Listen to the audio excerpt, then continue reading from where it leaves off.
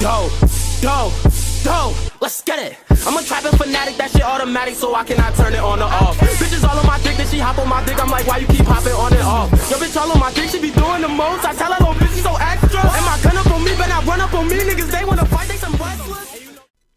The rest of the students in the class do their test, with some of them failing and some of them passing. The hero camp is then revealed to the students, and Class 1A decides to go shopping for the weekend. And here, Izuku doesn't encounter Shigaraki. This was due to him recovering from his injuries. As later, the students of Class 1A are seen on a bus, but then they stop on a cliffside. Alright, get out. The students get out, and Aizawa would say that we'll meet you at the camp. The students are confused until Izuku looks down. Utilizing his Byakugan, he was able to see the monsters that were created within the forest. Well then, let's go. The strongest members of the class then jump down, as we see Ida, Todoroki, Izuku, Bakugo, Kaminari, and a few others all look forward at the beasts created by the forest. This shouldn't be hard at all. The students of Class 1A finally make it to the camp in the afternoon. A feast is then held for their first day, and then the next day, training begins. Aizawa goes to Izuku asking a favor from him. Since you have experience in all sorts of abilities, I think you should help the others with their quirks. Izuku nods, first walking over to Todoroki. What are you working on? I'm trying to better develop my flames, even further without overheating, but I keep burning myself out. Well, have you tried to use both of them at the same time? What do you mean? Well, you use your flames and your ice separate as of now, as it's kind of like this.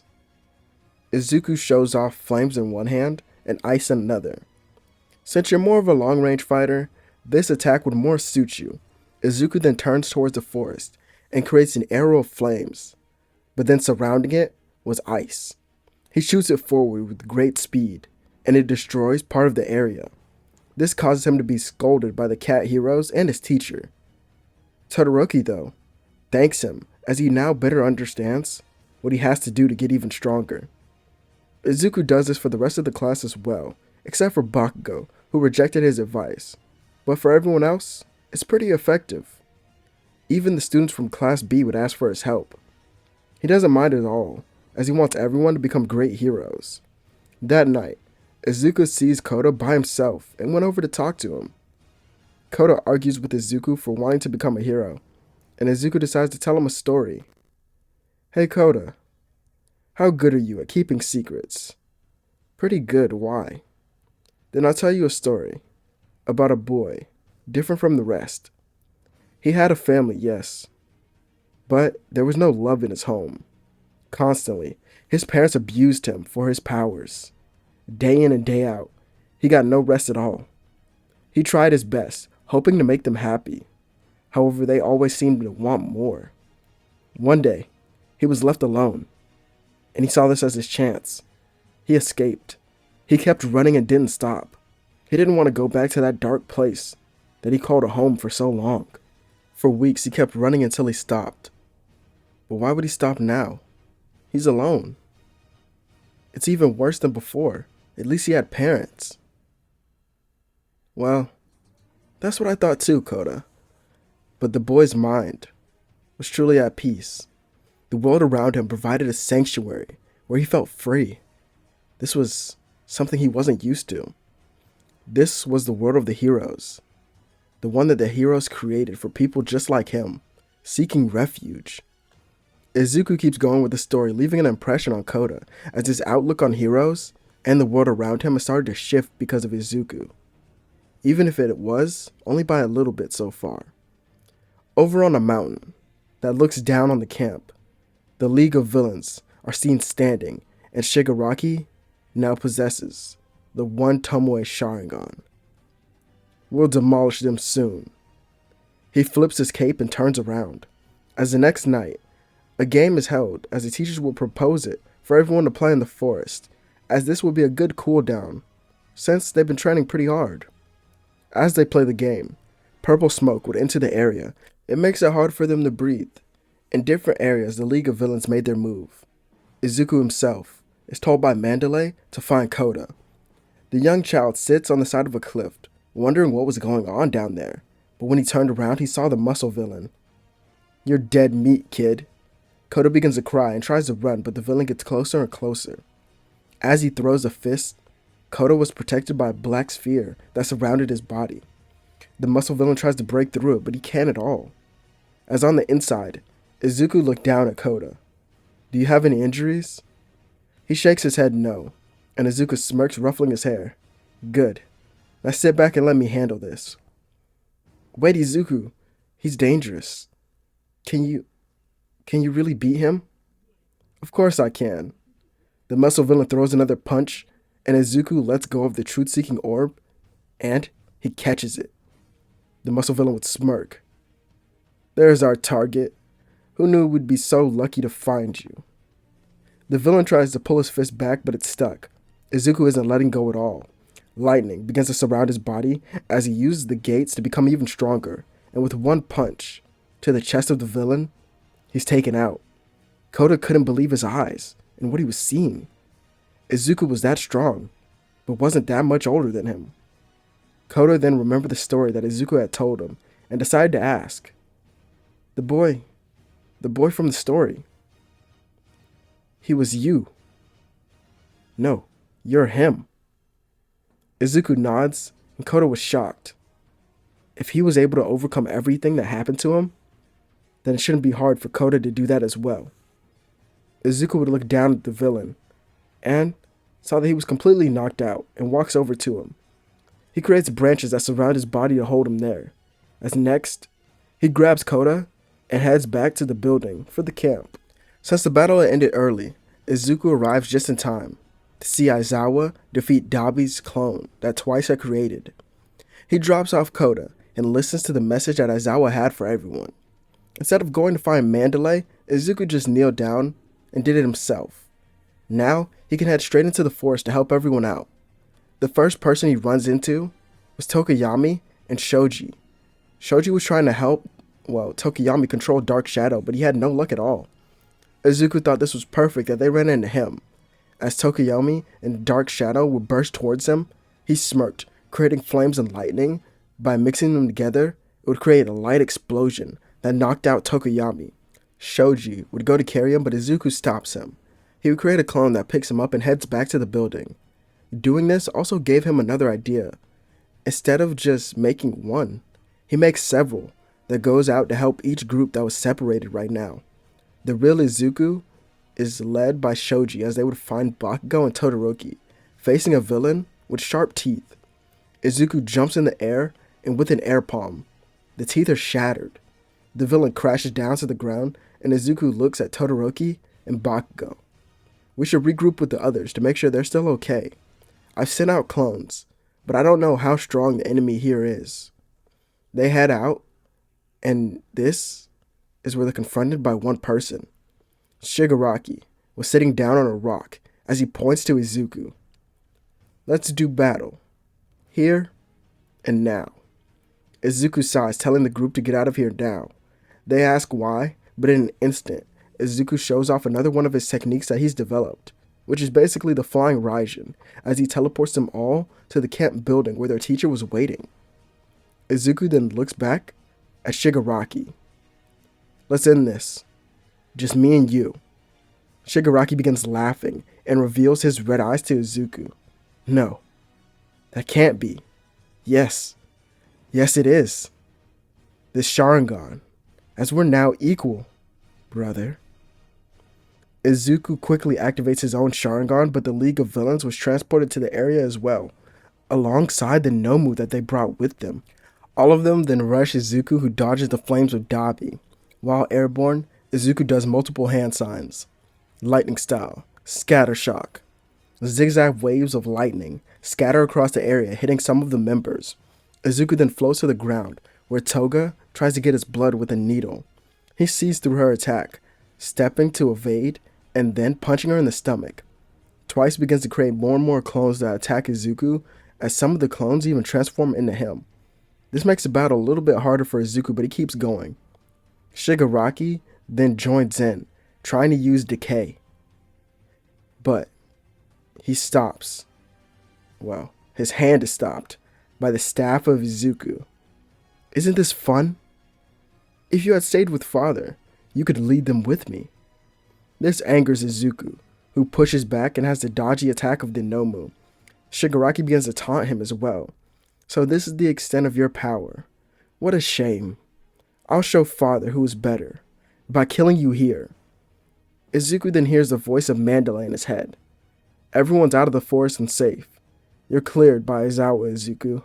Thanks. I really appreciate that. Shigaraki rushes back in to attack Izuku, who began to stand still, but was protected by the Nomu from the black flames. It burns the creature to nothing but ash. Then, Izuku looks at Shigaraki.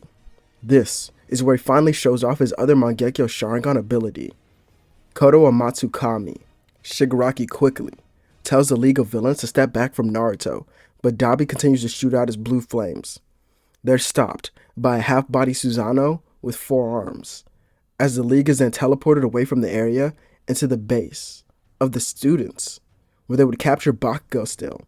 This caused Aizawa to call himself a failure, until he hears the voice of Izuku in his head. He explains the plan, and then returns with little injuries to his body. The first person that runs to him was Koda to ask if he was okay, as Izuku nodded, but then had a saddened look, knowing Bakugo had been captured. Later, when the police arrive, the students are taken to their homes, and Izuku goes with Aizawa to meet with the pros. Mirio and Sir Night-Eye were there as well, as Izuku showed off his eyes once again, explaining what each one can do. He then tells them that Shigaraki is under his control right now but doesn't even know it. He also knows where Bakugo is because of the seal placed on his chest, so at any moment they could teleport to him. The heroes who don't know Izuku are vastly impressed, but wonder what he was still doing being a student. The others then make a plan to take down the villains and lure out the 2 symbols of evil. The final battle will take place as it all bets on Mirio, All Might, and Izuku, as they all have someone to defeat. This battle would be one that shapes the future of the world and Japan as we know it. Days of preparation go by, as the school is looked down upon in Japan for their security. They have to take the backlash from all of this, as they don't want the villains to find out their plan. Once everything was over, well, they plan to reveal it all to the press. The students from UA are left out of the loop from all of this, and just have to hope that the teachers and pro heroes can handle it. However, Izuku himself went to visit Bakugo's parents, as he apologized for using their son in a selfish way. At first they were mad at him, until Izuku explained Bakugo is the only one from their class strong enough to resist the villains. Right in front of them he stands and then stabs his own hand, making a promise to bring their son back home safe, as if he fails, he won't ever use his quirks again. They nod, as they have no words for Izuku. This was a statement, even for him. Once the pro heroes were ready, Izuku stepped into his hero uniform and took a deep breath. Gran Torino looked at him before he left, as he would lay on the couch, as he wasn't going on this mission. Don't sweat it at all, kid. Just remember who you are, and that nobody can change that but you. Izuku hugs his grandfather and walks out of the door. He regroups with the heroes and smirks. Is everyone ready? Each one would nod as he says, "Let's go." At this time, in the base of the villains, Bakugo was rebelling against him, and as he made his declaration to become the #1 hero, all the rest of the heroes teleported into the building, with each member of the League of Villains being taken down within seconds as they were so shocked and surprised. Izuku then teleported Bakugo into his house, as his parents were shocked that he suddenly appeared like that, and Bakugo screamed out the name Izuku, causing his parents to smile. Back in the base, Izuku looks to Shigaraki, asking where they were, but Shigaraki says it's already too late. No matter how many heroes you bring, it won't be enough. Shigaraki and the League are then teleported to the destroyed Nomu facility to see all the heroes in that area on the ground bleeding. He turns around, seeing Kaguya and All For One standing there. He kneels immediately out of fear, and they scold him for not killing Izuku already. Before he could even explain, the voice of Izuku was heard. It's not like he could have, if he wanted to. Shigaraki turns, seeing All Might, Izuku, and Mirio. In a second, Izuku kicks away Kaguya, and All Might sends All for One flying. These two separate battles then begin, as we focus more on Izuku versus Kaguya. She sends multiple chakra rods at him, saying he was a disappointment. He dodges each one of them, and then grabs her using Earth Release before burning her with flames. She walks it off as if nothing had happened until Izuku uppercuts her into the air. Why, you arrogant little... She creates pillars of each element, sending them down at Izuku. He dodges each one of them once again and looks to her. He then flies into the air and begins to utilize Scorch Release. This burns off part of her robes as she's forced to evade. Good. This is progress. If she's evading, that means she's scared to get hit by my attacks now. So let's up the power. Izuku used the gates at their full potential, with his aura now turning white instead of green. Kaguya was stunned, as she didn't even have access to this type of ability, and Izuku lands a flurry of strikes that she wasn't able to dodge, and he even broke her right arm. She stabs Izuku in his shoulder, but he keeps going. Nothing was going to stop him from winning this battle. They start to fight on the ground once again, but now Shigaraki was helping out his adoptive mother. Izuku dodges Shigaraki's attacks quickly, and then slams a chakra rod into his arm, pushing it to the ground, which would pin him there. He then dodges more attacks from Kaguya. You won't be able to kill me, my son. I'm immortal. Is that so? Don't you think I would have planned for that? Kaguya was shocked, but then began to use her own dojutsu to see what Izuku was planning. However, it was already too late. Izuku outstretched both his hands, which now had a strange moon and sun seal on them. She tried to float above and fly up quickly, but couldn't, as this made no sense to her at all, until she looked down, seeing Shigaraki use decay on her body, making her incredibly weaker as her skin began to crack. Shigaraki himself had no idea why he did this either, but then he placed his hand on his own face using the ability. It was already over for them. Izuku's eyes then develops one final time in these moments, revealing the Rinnegan to them. He uses planetary devastation to then seal them with chakra rods embedded into their bodies as they were already decaying. As this large rock floats up higher and higher, it becomes even larger. And then eventually, a new moon is seen in the sky. Izuku would turn back to see All Might using everything he has, and then Mirio as well, to defeat All for One. Izuku walks over, standing over his father, placing a hand on his chest. His powers are then separated from him into multiple pieces that Izuku uses to create animals, as this is how the tail beasts are created, which severely weakens All for One. Izuku leaves him there, and the three heroes stand in victory, with many watching on from the screens in a nearby city. Izuku looks over at All Might, thanking him, before passing out from exhaustion. He's asleep for days in the hospital from the battle, and All for One is in prison, as his will finally seems to be broken. Izuku wakes up to see all the tail beasts around him, as well as Gran Torino. He sits with them, all gaining a smile. Gran Torino congratulates his grandson on his victory, but wished he did it in a different way. Izuku would ask what he means, and Gran Torino opened the window, reminding him what he did.